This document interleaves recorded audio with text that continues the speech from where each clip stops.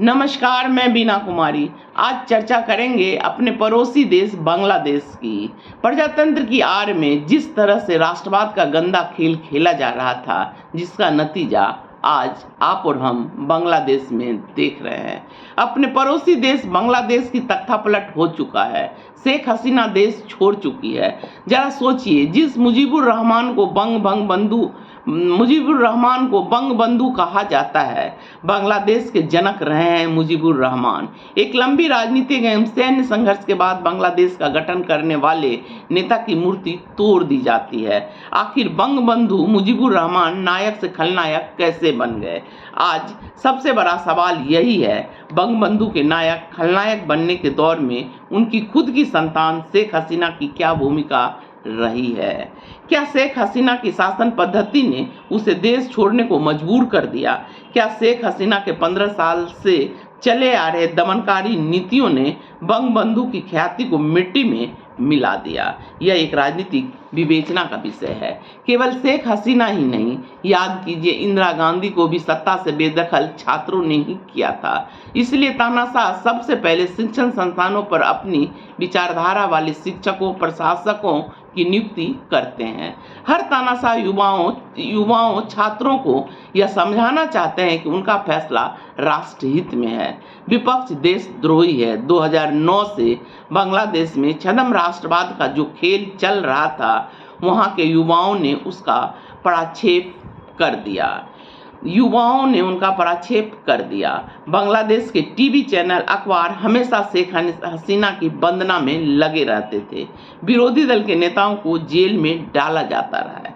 मुख्य विपक्षी दल के नेता को इलाज तक करवाने नहीं दिया गया।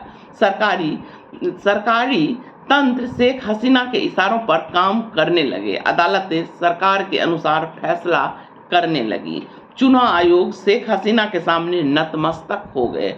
2023 में चुनाव में जहां सभी विपक्षी दलों ने चुनाव का बहिष्कार कर दिया, उस माहौल में भी बिना राजनीतिक दलों को विश्वास में लिए बिना चुनाव करवाया गया।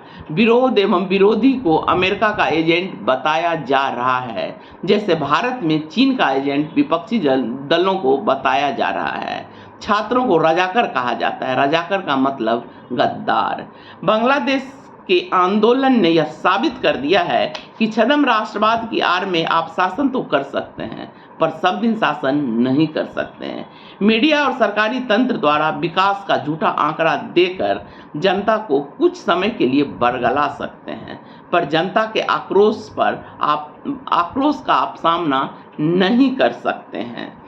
बहुत दिनों तक शेख हसीना की राष्ट्रवादी बातें बांग्लादेश के आवाम को बहुत प्यारी लगती थी, पर झूठ का मुखौटा हटते ही शेख हसीना को देश छोड़ना पड़ा। प्रदर्शनकारी छात्रों ने सेना के शासन को भी ठुकरा दिया और लोकतांत्रिक सरकार की मांग की। जनता का आक्रोश तब उफान पर आ जाता है जब उनका मोहभंग उस नेता से हो जाता है जिसे वह कल तक अपना नायक मानती रही। जनता के इस आक्रोश को इंटरनेट, फेसबुक, यूट्यूब आदि बंद करने के बावजूद भी दबाया नहीं जा सकता है। यह बांग्लादेश में दूसरे मुक्ति संग्राम ने साबित कर दिया। 11 दिनों से जहां इंटरनेट बंद था, मैंने शेख हसीना के तख्तापलट को बांग्लादेश का दूसरा मुक्ति संग्राम इसलिए कहा कि पहले मुक्ति संग्राम में शेख मुजीबुर रहमान ने पूर्वी पाकिस्तान को पश्चिमी पाकिस्तान के आतंक से मुक्त कराया था, पर आज काल का चक्र देखिए, उन्हीं की बेटी के आतंक से मुक्ति के लिए बांग्लादेश की आवाम ने दूसरा मुक्ति संग्राम लड़ना पड़ा, जिसे सैकड़ों जाने गई। हर तानाशाह का यही अंत होता है, पर तानाशाह अपने आप को तानाशाह नहीं, देशभक्त बताता है, जिसे लोकतांत्रिक व्यवस्था पर कोई भरोसा नहीं होता है। सच में जनता सब कुछ जानती है, उसे आप बेवकूफ़ नहीं बना सकते हैं। राष्ट्रवाद का खेल ज़्यादा दिनों तक नहीं चल सकता है। नमस्कार, धन्यवाद।